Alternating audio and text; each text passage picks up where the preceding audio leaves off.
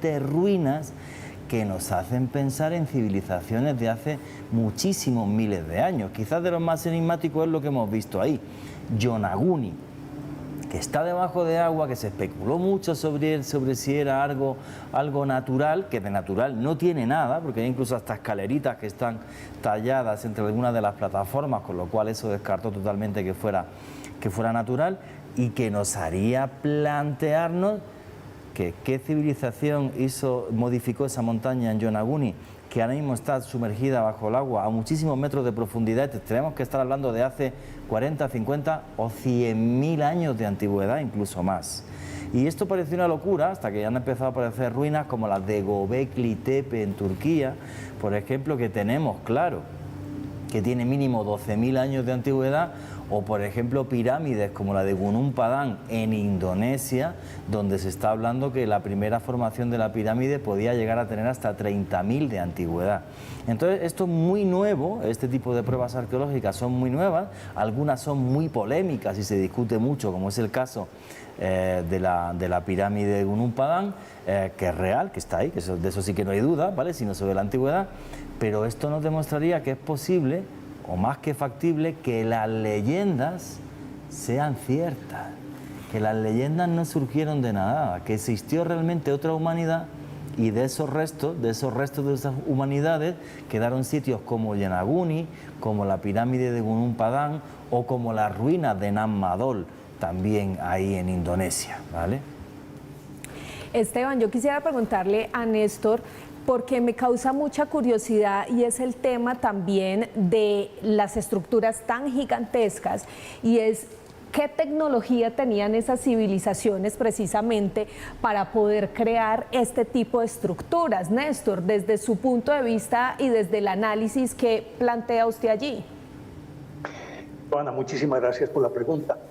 Mientras escuchaba a Juan y escuchaba a Esteban, recordaba no solamente Gunung Padang, sino que hay una civilización que a mí me sacude cada vez que hurgo un poquito sobre ella, y es la de Mohenjo-Daro o Mohenjo-Daro en el delta de Pakistán, que a juzgar por lo dicho por Carbono 14 y otras mediciones, tiene 45.000 años, que está construida en damero, es decir, con perfectas cuadrículas de manzanas, que tenía agua, pues acueducto y alcantarillado y agua corriente y agua caliente en segundos y terceros pisos, que sus habitantes podrían parecer como si estuvieran vestidos de cachaco, que entre otras cosas todo el área está, la arena y parte de las piedras están vitrificadas como si hubieran sido sometidas a una explosión de una bomba atómica.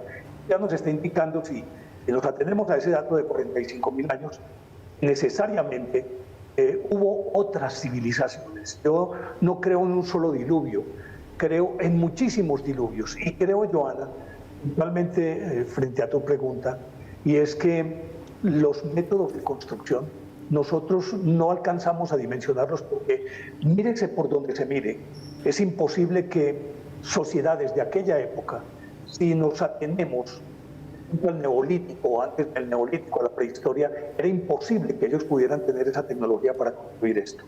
Yo creo que ellos simplemente retomaron tecnologías que provenían de antecesores, de ancestros mucho más antiguos, que tal vez era un remanente, y ese remanente quedó algún resquicio, se agarraron de ello para poder construir todo esto.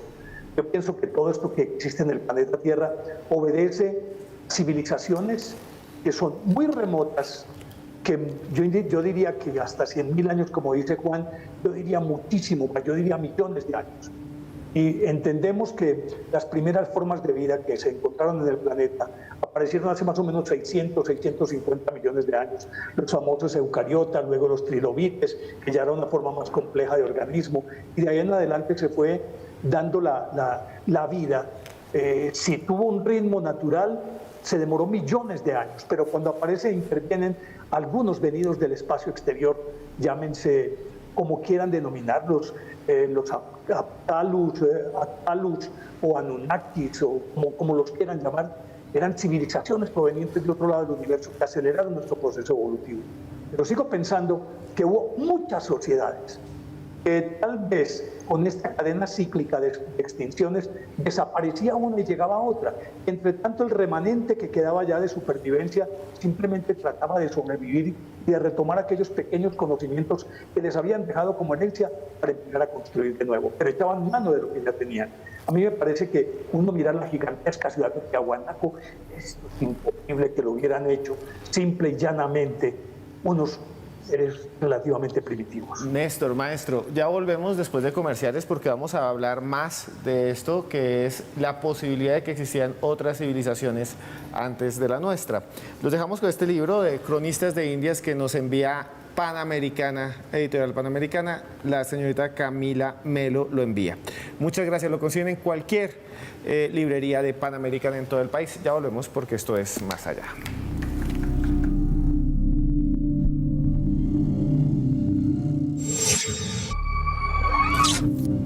Continuamos en Más Allá, en esta noche en la que hablamos del diluvio o los diluvios y de la posibilidad de que existan otras civilizaciones o que han existido otras civilizaciones antes de la nuestra. Observen estas imágenes y esta nota que hemos preparado que realmente a uno lo pone a pensar y pónganle cuidado a cada una de las cosas que se van a decir allí, porque para mí esto es asombroso.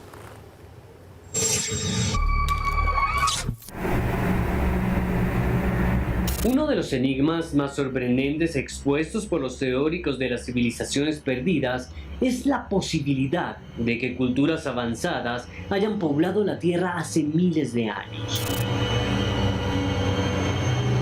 Una civilización madre cuyas huellas habrían sido destruidas con el transcurrir de los siglos. Algunos investigadores se apoyan en extrañas piezas arqueológicas como la lista de Akbal o lista de reyes y sabios de Uruk, que fueron descubiertas en 1960 por arqueólogos alemanes en un antiguo templo de las ruinas de Uruk, ubicada en la actual Irak.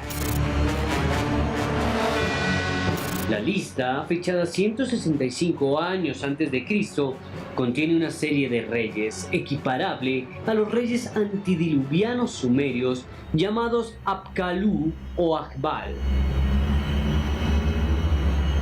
Estas inscripciones aseguran que después de que la realeza descendiera del cielo, gobernó un rey llamado Alulim durante 28.800 años. El texto menciona al rey Dumsit, el pastor, quien habría gobernado la tierra durante 3.600 años, y Simbir, quien habría reinado durante 2.100 años. Dinastías que habrían sido destruidas por la cólera de los dioses antes de la formación de los primeros imperios. Aunque no existen pruebas de que alguien pueda vivir durante tanto tiempo, los escritos resultan enigmáticos. ¿Qué extraños misterios resguarda la lista de Akbal? ¿Leyenda o realidad? Lo analizamos aquí, en Más Allá.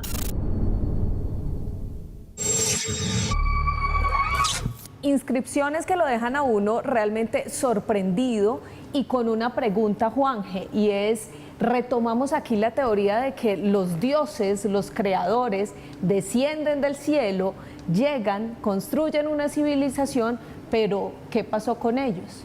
No, es más inquietante que esto, porque si fueran los Apkallu, que eran 7, venían del fondo del mar, estos venían del fondo del mar, y gobiernan o aconsejan a reyes sumerios, ¿vale? Y es curioso por las cifras, ¿no? 2.000 y pico años, 3.000 y pico años gobernando otro rey.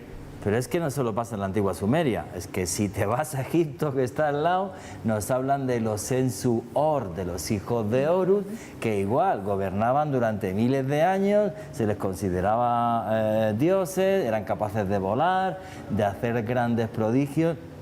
Entonces, esta lista de Akbal lo que nos hace es poner encima de la mesa algo que a mí me parece fascinante. Hubo un tiempo en la Tierra en la que hombres y dioses caminaron juntos. No solo caminaron juntos, sino que crearon grandes civilizaciones. Y estamos hablando de las primeras de la humanidad, que es la antigua Sumeria, y estamos hablando de Egipto. ¿Qué supone esto? pues que a lo mejor hubo una intervención de otro mundo, de otro planeta. Eso es lo que yo pienso, y pueden decir, está usted loco y todo esto y tal.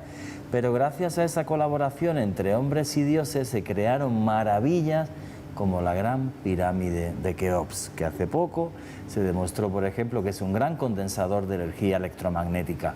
¿Tú conoces a alguien que haga un templo para cada vez crear un condensador de energía electromagnética en el mundo? Yo no. Supuestamente es una tumba, según los textos egipcios es el templo de la diosa Isis. Ni siquiera hay un texto egipcio que diga que la pirámide de Keops es una tumba. Entonces, es una época en la que caminan hombres y dioses en la tierra, que está reflejada en los textos por un lado y que luego se refleja en monumentos de piedra que son palpables. Para mí es un gran enigma y el gran misterio del pasado de la humanidad, que nos hace replantearnos realmente qué somos, de dónde venimos y hacia dónde caminamos. Existe algo muy interesante en toda esta teoría. Hay gente que considera que es controvertida, que lo que están en estas listas antiguas de Mesopotamia no son los años como los vemos nosotros, sino que son representaciones de ciclos de tiempo. Como Matusalén, por ejemplo, en la Biblia, que se dice que vivió mucho tiempo, pero los teólogos dicen que es porque en ese momento tenían otra escala de medición temporal. Aún así, yo sé que Néstor Armando Alzate ha estudiado muy bien estas listas de estos seres que aparentemente habían gobernado antes del diluvio, estos emperadores que además, y esto es sorprendente, están no solo en este texto, en esta tablilla, sino en muchas más, como en las que se encuentran en el Museo Británico. ¿Es verdad, maestro? Por ejemplo, yo menciono el cilindro este de 20 centímetros, no recuerdo cuánto de ancho, la WB444, donde están inscritos precisamente, estábamos hablando de Alulim, pero también tengo al Algar, que gobernó 36.000 años. Tengo por acá también a Emeluana, que gobernó 28.000 años. Luego aparece de 36.000 años en Larak, Sib-Si-Ana, durante 28.000 años. En fin, son muchos. Y dices, bueno, ¿cómo se puede medir el tiempo? Yo creo que en este caso, reduciéndolo como a la concepción, diríamos yo, parroquial que tenemos nosotros, podríamos llegar a pensar o que eran periodos lunares, es decir, o por meses, o simplemente ellos tenían como punto de referencia un día compuesto simplemente por el periodo de luz, lo cual doblaría, entonces cada año se doblaría, y así cosas por el estilo para poder interpretarlo de alguna manera, porque es impensable que ellos tuvieran la misma unidad de tiempo que tenemos nosotros y que así pudiéramos hablar de un Matusalén de 969 años de existencia, una como 960, y otros tantos patriarcas antediluvianos nos daban la medida de cómo era la longevidad antes del diluvio.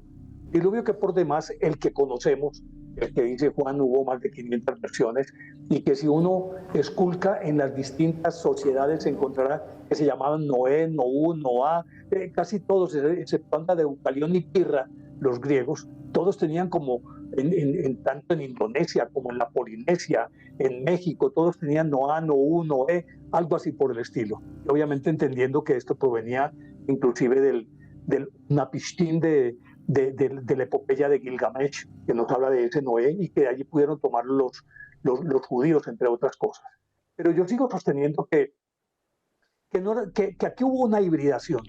En la Biblia nos hablan de los Nefilim, de los gigantes que se aparearon con las hijas de los hombres, que se fue degenerando esta raza, que tal vez se perdió esa inocencia alegórica de la que se habla en el Génesis, pues que comimos del árbol del bien y del mal, el fruto del árbol del bien y del mal, y que por lo tanto perdimos esa capacidad que nos habían otorgado como hijos de dioses y para actuar como hijos de dioses. Hubo una hibridación, pero sigo pensando que no solamente es este diluvio el clásico que nosotros conocemos, sino que yo creo que cada época, mediada, entre otras cosas, por una teoría que también es muy interesante y que lógicamente forma parte de todo esto que es especulación. Decían que nosotros estamos locos. Sí, estamos locos, pero es que los locos cambiaron la historia, no fueron los bobos que cambiaron la historia. Y por lo tanto, el atrevimiento, a mí me dicen que la ignorancia es atrevida. Dicen, gracias a Dios que la ignorancia es atrevida.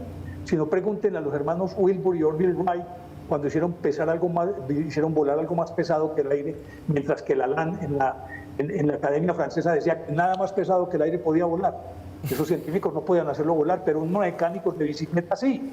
Entonces, con esto lo que quiero decir es que, independientemente de lo que se diga, las pruebas son tan evidentes que aún no hemos podido todavía mensurar, no hemos podido justipreciar realmente lo que hay detrás de todo esto. Esas Yonaguni, las otras edificaciones que están bajo el agua, el muro de Virginia, el Triángulo de las Bermudas y otros tantos, nos están indicando que quedaron sumergidos, pero no por una, sino por muchas. Recordemos que la teoría de las 4 lunas a la que me iba a referir, cada luna se supone que orbitó alrededor de la Tierra y presidió una de las eras, la primaria, la secundaria, la terciaria y la cuaternaria, y que al final de cada una, cuando se alejaban o se estrellaron contra la Tierra, simplemente todo lo que había se barajó y se echó de nuevo. Quedaron algunos remanentes y esos remanentes volvían a salir, a surgir, pero quedaban aquellos relictos que nos indicaban que procedíamos de otras civilizaciones anteriores. Yo creo que no es ni Gondwana, ni Lemuria, ni Mu, ni Atlántida, y que todos podríamos agruparlas en una sola civilización madre, sino que cada una de ellas fue civilización madre en un momento dado. Son muchas para mí las civilizaciones que hubo antes de esta que conocemos.